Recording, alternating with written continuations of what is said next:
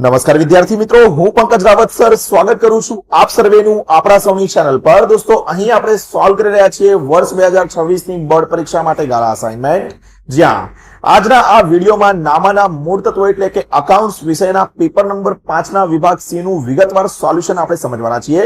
ફટાફટથી આપ સર્વે વિદ્યાર્થી મિત્રો આ વિડીયોને લાઈક અને શેર કરીને બને રહેજો વિડીયોમાં અંત સુધી, જેથી કરીને અત્રે સમજાવેલા એક મહત્વપૂર્ણ દાખલાના સોલ્યુશનની અંદર આપ સર્વે વિદ્યાર્થી મિત્રોને ખ્યાલ આવી શકે। આ સિવાય જો આપ શ્રી છો આપણી ચેનલ ઉપર નવા અને હજુ સુધી ચેનલ ઉપર નથી જોડાયા તો નીચે આવેલા લાલ કલરના સબસ્ક્રાઇબ બટનને દબાવીને ચેનલ ઉપર જોડી દેજો તથા બાજુમાં આવેલા બેલ આઇકનને કરી દેજો ઓલ પર સેટ, જેથી કરીને ભવિષ્યમાં આવનારા ધોરણ 12 સંબંધિત અને ગાળા અસાઇનમેન્ટના સોલ્યુશન્સ સંબંધિત સૌથી પહેલા વિડીયોસ આપ સર્વ વિદ્યાર્થી મિત્રોને જોવા મળતા રહે। અત્રે દોસ્તો ખાસ જણાવી દઉં કે આની પહેલા ગાલા અસાઇનમેન્ટના અકાઉન્ટ્સ અને અન્ય ઘણા બધા વિષયોના સોલ્યુશન્સના વિડીયોસ પહેલેથી જ તૈયાર છે।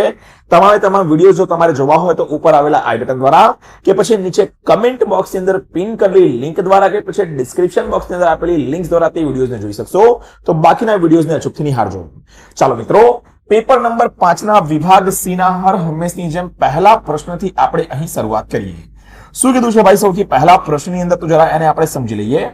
આપણને કહે છે 31 નંબરના પ્રશ્નની અંદર એ, બી અને સી એક પેઢીના ભાગીદારો છે। તારીખ 1/4/2024 ના રોજ તેમની મૂડી અનુક્રમે ₹40,000, 30,000 અને 80,000 હતી। વર્ષના અંતે નફાની વહેંચણી કર્યા પછી માલુમ પડ્યું કે મૂડી પર 12% લેખે વ્યાજ ગણવાનું રહી ગયું છે। ભૂલ સુધારણાની નોંધ લખો। જ્યારે પણ મિત્રો ભૂલ સુધારણા નોંધ લખવાની આપણને વાત આવે તો સૌથી પહેલામાં પહેલું કામ આપણે એ કરીશું કે આપણે તમામ ભાગીદારો જે છે તેમના આપણે નામ લખી દઈશું। કયા કયા ભાગીદારો છે ભાઈ આપણી પાસે? તો કે ભાઈ પહેલો છે એ, બીજો છે બી, ત્રીજો છે અહીંયા સી। ચલો, સાથે જ તેમની આપણને મૂડી આપેલી છે તો એ મૂડી પણ આપણે લખી દઈએ। એની મૂડી કેટલી આપી છે ભાઈ? તો કે એની મૂડી આપી છે ₹40,000। ત્યારબાદ બી ની મૂડી કેટલી આપી છે? તો કે બી ની મૂડી આપી છે ₹30,000 અને સી ની મૂડી કેટલી આપી છે ભાઈ? તો કે સી ની મૂડી આપેલી છે ₹80,000। ચાલો, ત્રણેયની આપણે મૂડી લખી દીધી।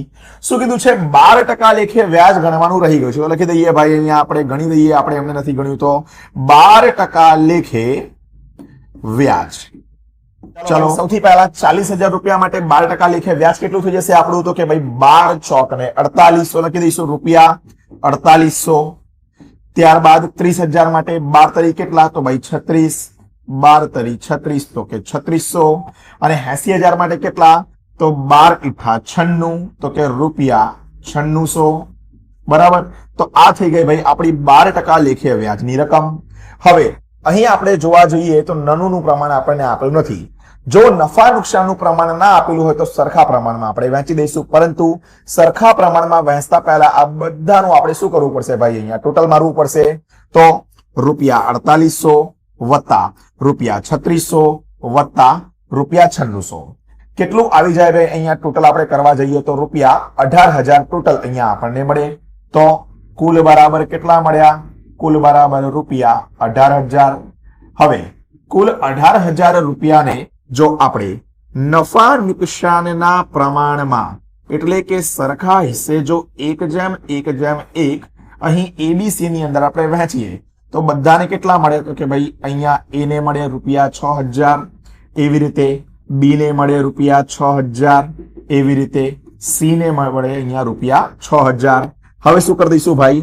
તો 12% લેખે વ્યાજવાળી જે રકમ છે તેમાંથી 6,000 ને આપણે શું કરી દેવાના અહીંયા? તો કે ભાઈ માઇનસ કરી દેવાના, તો આપણને આપણો ફાઇનલ જવાબ મળી જાય। ચાલો ભાઈ લખી દઈએ અહીંયા સૌથી પહેલા 4800 માંથી જો ₹6,000 જાય તો કેટલા રૂપિયા વધે અહીંયા ભાઈ? તો કે અહીંયા વધે ₹1200। પણ કેવા વધે ભાઈ ₹1200? તો કે એ વધે અહીંયા માઇનસમાં ₹1200। એવી રીતે જ જો 6,000 માંથી આપણે 3600 માંથી જો આપણે ભાઈ 6,000 માઇનસ કરીએ તો માઇનસમાં ₹2400 વધે અને એવી રીતે જ 9600 માંથી જો 6,000 ભાઈ આપણે અહીંયા માઇનસ કરીએ તો ₹3600 વધે। પણ આ કેવા વધે ભાઈ અહીંયા? તો કે પ્લસમાં વધે। બરાબર, એકદમ સિમ્પલ ટુ સિમ્પલ અહીંયા કેલ્ક્યુલેશન આપણને મળે છે। શું કીધું હતું આપણે? તો કે ભાઈ અહીં ભૂલ સુધારણાની નોંધ લખવાનું કીધું હતું। હવે ભાઈ નોંધ લખવાનો વારો આવે તો હંમેશા યાદ રાખજો, જે રકમ માઇનસમાં આવી છે તે ઉધાર કરી દેવાની અને જે પ્લસમાં આવ્યું છે એને શું કરી દઈશું ભાઈ, આપણે જમા કરી દઈશું. ચાલો નોંધ લખીને પણ તમને દર્શાવી દઉં. શું લખીશું અહીંયા? સૌથી પહેલા આપણે લખીશું અહીંયા કે એના મૂડી અથવા ચાલુ ખાતે ઉધાર કેટલા રૂપિયા છે ભાઈ? તો કે 1200 રૂપિયા રકમ માઇનસમાં આવી. મેં કીધું તો એ તમારે શું કરવાનું ભાઈ? પ્લસ કરવાનું, બરોબર. ત્યારબાદ બી ની પણ રકમ કેવી આવી છે ભાઈ? માઇનસમાં. તો લખી દઈએ કે બી ના મૂડી અથવા તો ચાલુ ખાતે ઉધાર કેટલા છે ભાઈ? રૂપિયા 2400 છે. અને પ્લસ જે આવ્યું એને જમા કરી દઈશું. તે સી ના મૂડી અથવા તો ચાલુ ખાતે જમા કેટલા? તો કે ભાઈ 3600. અને આ રીતે ભાઈ આપણો દાખલો જે છે તે એકદમ સરળ રીતે જે છે તે પૂરો થઈ જશે. હવે આનો તમારે સ્ક્રીનશોટ લેવો હોય કે પછી ફોટો પાડવો હોય તે તમે અહીંયા પાડી શકો છો. આશા રાખું છું કે સમજાવેલા દાખલાની અંદર એકદમ વિગતવાર રીતે જે છે તે તમને ખ્યાલ આવી ગયો હશે અને સરસ રીતે આનું સોલ્યુશન જે છે તે પણ તમે અહીં સમજી ગયા હશો. અને બિલકુલ આ રીતે જે છે તે સરળતાથી આવા ભૂલ સુધારણા નોંધવાળા દાખલા જે છે ભાઈ તે આપણે અહીં ગણી શકીએ છીએ. ચાલો મિત્રો, ત્યારબાદ આગળ આપણે વાત કરીએ દાખલા નંબર 32. ચાલો ભાઈ, શું કીધું છે દાખલા નંબર 32 ની અંદર? પ્રેરણા, ઝરણા અને સંજના એક પેઢીના ભાગીદારો છે. તેમની વચ્ચે નફાની વહેંચણીનું પ્રમાણ 5:4:3 છે. બધા જ ભાગીદારોએ મળીને નફા નુકસાન વહેંચણીનું પ્રમાણ 1:2:2 કરવાનું નક્કી કર્યું છે. આ માહિતી પરથી લાભનું પ્રમાણ શોધો. ભાઈ, જ્યારે પણ લાભનું પ્રમાણ શોધવાની વાત કરે તો સૌથી પહેલામાં પહેલું કામ શું? તો કે ભાઈ લાભનું સૂત્ર લખવાનું. શું લખીશું અહીંયા? લાભનું પ્રમાણ બરાબર લાભમાં શું આવે? સૌથી પહેલા નવો ભાગ. તો કે નવો ભાગ માઇનસ જૂનો ભાગ, બરાબર છે. તો આ આપણું લાભનું શું થઈ જાય? અહીંયા સૂત્ર થઈ જાય. હવે જૂનો ભાગ અને નવો ભાગ અહીંયા આપણે દર્શાવી દઈએ. સૌથી પહેલામાં પહેલું નવો ભાગ બદલીને જે કીધું એ આપણો નવો ભાગ છે તો લખી દઈએ નવો ભાગ બરાબર કોના માટે? પ્રેરણા, ઝરણા અને સંજના માટે. ચલો, નવો ભાગ 1:2:2 બરાબર કુલ કેટલા આવે? તો કે 5 આવે. જૂનો ભાગ કેટલો છે ભાઈ? તો જૂનો ભાગ પ્રેરણા માટે 5 બરોબર, ઝરણા માટે 4 અને સંજના માટે 3. 5 4 9, 9 ને 3 કેટલા? 12. અહીંયા કુલ આવી જશે આંકડા માટે 12. તો નવો ભાગ અને જૂનો ભાગ લખી દીધો. હવે આપણા ભાગીદારોના નામ અહીંયા આપણે દર્શાવી દઈએ. સૌથી પહેલા કોણ છે? પ્રેરણા. પ્રેરણા બાદ કોણ છે? ઝરણા. ઝરણા બાદ કોણ છે ભાઈ? તો કે સંજના છે. ચાલો ફટાફટ અહીંયા લખી દઈએ. સૌથી પહેલામાં પહેલું નવો ભાગ બરોબર. પ્રેરણાનો નવો ભાગ કેટલો? 1 ના ભાગાકારમાં 5. પ્રેરણાનો ભાગ 1 અને કુલ 5. તો 1 ના ભાગાકારમાં 5. ઝરણા માટે એવી રીતે 2 ના ભાગાકારમાં 5. સંજના માટે એવી રીતે 2 ના ભાગાકારમાં 5. માઇનસ માઇનસ માઇનસ, બરોબર છે. હવે જૂનો ભાગ. તો જૂનો ભાગ પ્રેરણા માટે કેટલો? તો કે ભાઈ 5. એનું કુલ કેટલું? તો કે 12. તો 5 ના ભાગાકારમાં 12. એવી રીતે જ 4 ના ભાગાકારની અંદર 12 અને એવી રીતે જ 3 ના ભાગાકારની અંદર 12. ચાલો ભાઈ, હવે શું કરી દઈશું? નીચેવાળી સંખ્યાઓ સરખી છે બધી. 12 5 કેટલા લખી દઈશું? અહીંયા 60. અહીંયા પણ 60. અહીંયા પણ 60. હવે અહીંયા તો આપણા આધારમાં 60 આવી ગયા. તો મારે 5 જોડે એવી સંખ્યા ભાઈ અહીંયા લેવી પડે કે જેનો જો હું ગુણાકાર કરું તો મારે અહીંયા 60 આવે. તો 5 ની જોડે જે છે તે હું 12 લઉં તો શું આવે? 60. 12 5 60. ઉપર પણ તમારે એવું જ કરવું પડે. તો 12 એકા કેટલા થઈ જાય ભાઈ? 12 થઈ જાય. અને 12 ની જોડે 5 લઉં તો 60 આવે. 12 5 60. તો ઉપર પાયો કેટલા થઈ જાય ભાઈ? તો કે 25 થઈ જાય. બધા માટે એવું થઈ જશે. અહીંયા 12 દુ કેટલા થઈ જાય ભાઈ? તો કે 24 થઈ જાય. અહીંયા કે 5 ચોક કેટલા થઈ જાય ભાઈ? તો કે 5 ચોક 20 થઈ જાય. અહીંયા શું થઈ જશે? 12 દુ ને 24 અને અહીંયા 5 તરી કેટલા થઈ જશે ભાઈ? તો કે 15 થઈ જશે. બરાબર, બધી રકમો આપણે અહીંયા લખી દીધી છે. હવે 12 માંથી 25 જાય તો કેટલા વધે ભાઈ? તો કે વધે -13 ના ભાગાકારની અંદર 60. ત્યારબાદ 24 માંથી 20 જાય તો કેટલા વધે? તો કે 4 ના ભાગાકારમાં 60 વધે. 24 માંથી 15 જાય બરાબર તો કેટલા વધે? 9 ના ભાગાકારમાં 60 વધે. શું શોધવાનું હતું? લાભ. જે પણ મેં તમને શીખવાડ્યું છે દરેક દાખલામાં કે ભાઈ પ્લસમાં આવે જે શોધતા હોઈએ તે કહેવાય. તો લાભ શોધતા હતા, પ્લસમાં જે આયા એ લાભ અને જે માઇનસમાં આવ્યું એ શું કહેવાય? અહીંયા ત્યાગ. મારે વિસ્તૃત રીતે લખવું હોય તો હું શું લખી શકું? અહીંયા હું લખી શકું કે ભાઈ પ્રેરણાનો ત્યાગ બરાબર 13 ભાગાકારમાં 60 માઇનસ લખવાનું નહીં, માઇનસ તો લખવા માટે છે. પછી ઝરણાનો લાભ બરાબર 4 ભાગાકારમાં 60 અને લાસ્ટમાં શું છે ભાઈ? તો કે સંજનાનો લાભ બરાબર 9 ભાગાકારમાં 60. અને ભાઈ આ રીતે સરળ રીતે જે છે તે દાખલા નંબર 32 પણ આપણે સોલ્વ કરી શકીએ છીએ. આશા રાખું છું કે સમજાવેલા દાખલાની અંદર એકદમ વિગતવાર રીતે આપ સર્વે વિદ્યાર્થી મિત્રોને ખ્યાલ આવી ગયો હશે અને આવી રીતે સરળતાથી સોલ્યુશન જે છે તમે અહીંયા કરવા માટે સક્ષમ થઈ ગયા હશો. દોસ્તો, આગળના દાખલા તરફ વધુ તેની પહેલા ખાસ જણાવી દઉં કે જો આપ શ્રી અમદાવાદથી છો અને હજુ સુધી કોઈક ટ્યુશન ક્લાસીસ નથી રખાવ્યું, નાણાંની અગવડતા છે કે પછી કોઈ ટ્યુશન ક્લાસીસમાં જઈ રહ્યા છો અને પસ્તાવાનો વારો આવ્યો છે કે ભાઈ કેમ અહીંયા આવી ગયા, તો આજે જ સ્ક્રીન ઉપર દેખાતા નંબર 8866562578 ઉપર સંપર્ક કરો. કારણ કે આપણા ટ્યુશન ક્લાસીસ ડેક્સ એકેડમીમાં એક અઠવાડિયાની ફ્રી ડેમો લેક્ચર ભર્યા બાદ તમે માત્ર 50% ફીના ધોરણે ધોરણ 10ની બોર્ડ પરીક્ષા આપવાની હોય કે ધોરણ 12ની બોર્ડ પરીક્ષા આપવાની હોય તેનો અભ્યાસ કરી શકશો. પસ્તાવાની બિલકુલ પણ જરૂર નથી, કારણ કે હજુ પણ ઘણું મોડું થયું નથી. આજે જ 8866562578 ઉપર સંપર્ક કરો અને ડેક્સ એકેડમી ટ્યુશન ક્લાસીસની અંદર જોડાઓ. આ સિવાય આપણા ક્લાસીસની ચેનલ જે છે ડેક્સ એકેડમી, તેને જો સબસ્ક્રાઇબ ના કરી હોય ભાઈ તો સબસ્ક્રાઇબ જ કરજો. કેમ? જેવી તેવી નકામી ચેનલ્સને આપણે સબસ્ક્રાઇબ કરીએ છીએ, પરંતુ કામની ભણતરની જે ચેનલ છે તેને સબસ્ક્રાઇબ આપણે કરતા નથી. વ્લોગ્સ, મોટર વ્લોગિંગ બધું પછી જો પહેલા એજ્યુકેશનલ ચેનલને ભાઈ સબસ્ક્રાઇબ કરો. વિડીયો ગમી રહ્યો હોય, વિડીયોમાં મજા આવી રહ્યો હોય તો વિડીયોને લાઇક કરવાનું બિલકુલ પણ ના ભૂલતા. તમારા જે સુઝાવો છે તેને કમેન્ટ બોક્સમાં પણ અચૂકથી જણાવજો. અહીં 32 નંબરનો જે દાખલો છે તેનો ફોટો, સ્ક્રીનશોટ જે તમને ગમે એ તમે પાડી શકો છો. ત્યારબાદ મિત્રો વાત કરીએ 33મા નંબરના દાખલાની આગળ. ચાલો ભાઈ, 33 નંબરનો દાખલો જે છે તે આપણી સમક્ષ અહીંયા રજૂ થઈ ગયો છે. શું કીધું છે દાખલામાં? નીચેના વ્યવહારોની પેઢીના વિસર્જનના સંજોગોમાં થતી આમનોંધ લખો. પહેલો વ્યવહાર શું છે? પેઢીના વિસર્જન સમયે ચોપડે યંત્રો રૂપિયા 1 લાખ બતાવેલ છે.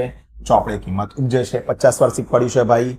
કોઈ પણ યંત્રો હોય, બરોબર, અન્ય ફર્નિચર હોય, કોઈ પણ પ્રકારની મિલકત હોય તે મિલકત જમા કરીશું અને માલ મિલકત નિકાલ ખાતું ઉધાર કરીશું. રોકડ આવે છે તો રોકડ ખાતું ઉધાર કરીશું, માલ મિલકત નિકાલ ખાતું જમા કરીશું. કઈ રીતે તમને બતાવી પણ દઉં અહીંયા. સૌથી પહેલામાં પહેલું કોષ્ટક બનાવી લઈએ. અહીંયા આપણે ક્રમ તારીખ જે આપણે આપી હોય અહીંયા એને આપણે શું કરી દઈએ? નામ આપી દઈએ. ત્યારબાદ શું દર્શાવી દઈએ ભાઈ? તો આપણી વિગત દર્શાવી દઈએ. ખાપા નંબર દર્શાવવાની જરૂર નથી, કારણ કે આવાના તો છે નહીં આની અંદર ખાપા નંબર આપણા. હવે અહીંયા લખી દઈએ શું આપણે? તો કે ભાઈ ઉધાર રૂપિયા. ત્યારબાદ અહીંયા શું લખી દઈએ ભાઈ? તો કે જમા રૂપિયા. ચાલો, શું કીધું હતું પહેલાની અંદર એ કરીએ, કારણ કે 2 કીધી છે. વિસર્જન સમયે ચોપડે યંત્રો કેટલા? 1 લાખ. મિલકત શું કરવાની? હંમેશા ભાઈ જમા, માલ મિલકત નિકાલ ખાતું શું કરવાનું? ઉધાર કરવાનું. શું લખીશું? માલ મિલકત નિકાલ ખાતે ઉધાર. કેટલા રૂપિયા? તો કે ભાઈ રૂપિયા 1 લાખ. બરોબર. તે મિલકત શું છે આપણી? યંત્રો.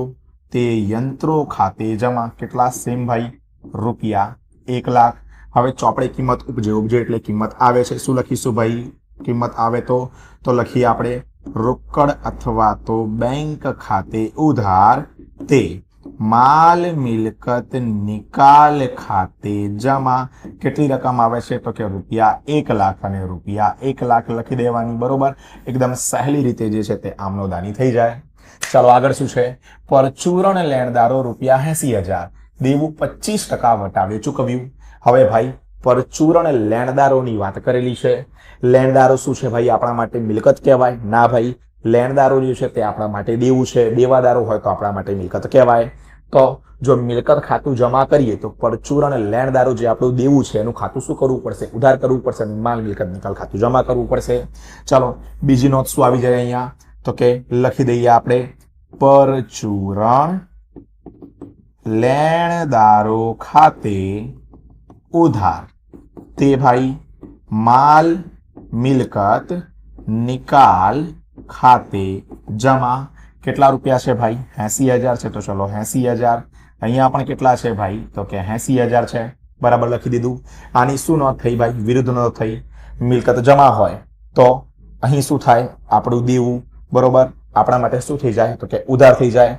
ચલો બીજું શું કીધું છે? દેવું 25% વટાવે ચૂકવ્યું છે. ચૂકવ્યું એટલે નાણાં શું હોય? ગયા હોય. તો શું કરીશું? અહીંયા લખી દઈશું કે માલ મિલકત નિકાલ ખાતે ઉધાર. રૂપિયા ગયા, તે કેવી રીતે ગયા હોય? રોકડ અથવા બેંક દ્વારા. તે રોકડ અથવા બેંક ખાતે જમા. 80,000 માંથી 25% માઇનસ કરીએ તો કેટલા આવે? તો કે રૂપિયા 60,000. લખી દો અહીંયા રૂપિયા 60,000 અને રૂપિયા 60,000. બસ આટલું જ સહેલું છે ભાઈ. વિસર્જન વાળું ચેપ્ટર આપણું વડે સરસ મજાની રીતે આપણે જે છે તે દાખલા આના ગણી શકીએ છીએ. સ્ક્રીનશોટ અથવા તો ફોટો જે કંઈ પણ પાડવું હોય તે ભાઈ અહીંયા આપણે પાડી શકીએ છીએ. બરાબર છે. ચાલો ત્યારબાદ આગળ ચર્ચા કરીએ દોસ્તો 34 નંબરના દાખલાની. અત્રે દોસ્તો ખાસ જણાવી દઉં, જેમ કે અગાઉ મેં કીધું, અન્ય ઘણા બધા સોલ્યુશન્સના વિડીયોઝ તૈયાર છે. તે વિડીયોઝ ના નિહાળ્યા હોય તો આજે ડિસ્ક્રિપ્શન બોક્સ, કમેન્ટ બોક્સમાં કે આઈ બટનમાં જાઓ અને બાકીના વિડીયોઝને ભાઈ અચૂકથી નિહાળજો. ચાલો ભાઈ 34 નંબરના દાખલાની આપણે ચર્ચા કરી લઈએ. શું છે 34 નંબરનો દાખલો? ભાઈ આપણને કીધો પેઢીના અદાલતના હસ્તક્ષેપ સિવાય વિસર્જન એટલે કે સામાન્ય વિસર્જનની પદ્ધતિઓ સમજાવો. માર્ચ 23ની બોર્ડ પરીક્ષામાં ભાઈ પૂછાયેલો પ્રશ્ન છે. તો તમે સમજી શકો છો ભાઈ. અહીંયા જવાબ તો તમારી સામે દેખાય જ છે, પણ તમને ખાલી મુદ્દા અહીંયા હું ખાલી કહી દઉં કયા કયા છે. પહેલું છે ભાઈ અદાલતના હસ્તક્ષેપ સિવાય જો વિસર્જનની વાત કરે તો એમાં પહેલું આવે છે સર્વસંમતિથી. કેમ ભાઈ?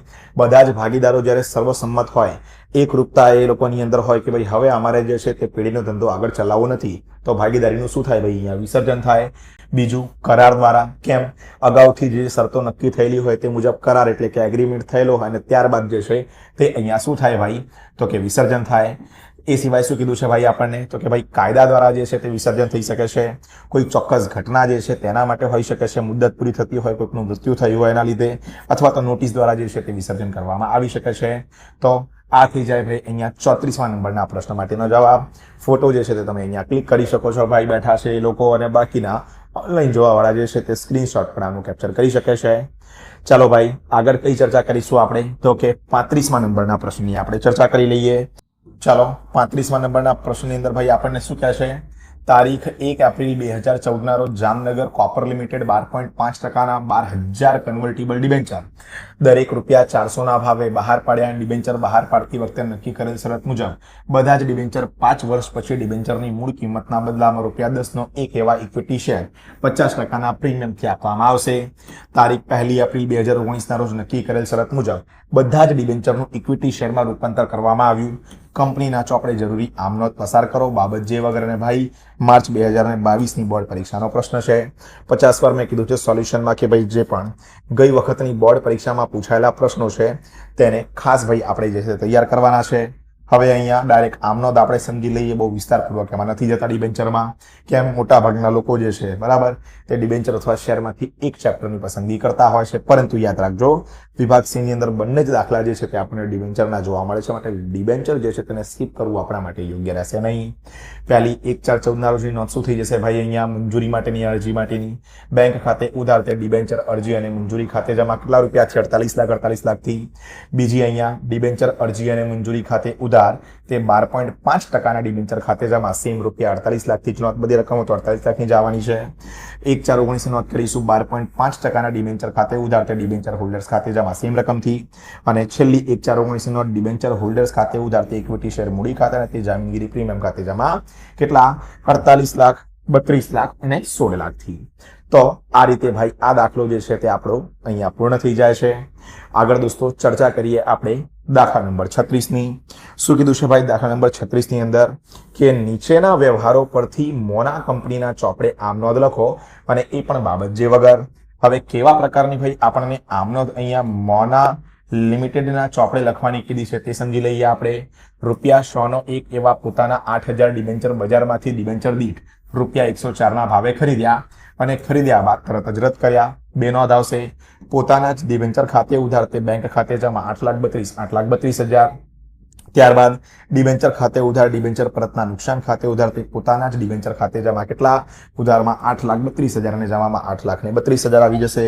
તો આ ભાઈ થઈ જાય છે આપણો 36મા નંબરનો દાખલો અને આની સાથે જ પેપર નંબર 5 નું પણ વિભાગ સી ભાઈ હર હંમેશની જેમ અહીંયા થઈ જાય છે આપણું પૂરું. આની પહેલા અન્ય ઘણા બધા વિભાગ સી અને વિભાગ એ બી પણ અકાઉન્ટમાં અપલોડ કરેલા છે, તેના વિડીયોઝને નિહાળજો.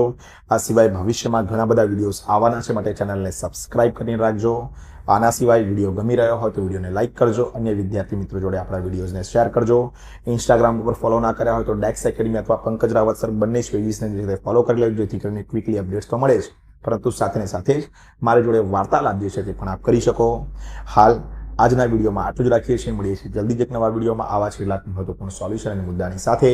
ત્યાર સુધી ભાઈ થેન્ક યુ સો મચ. જય હિન્દ, વંદે માતરમ.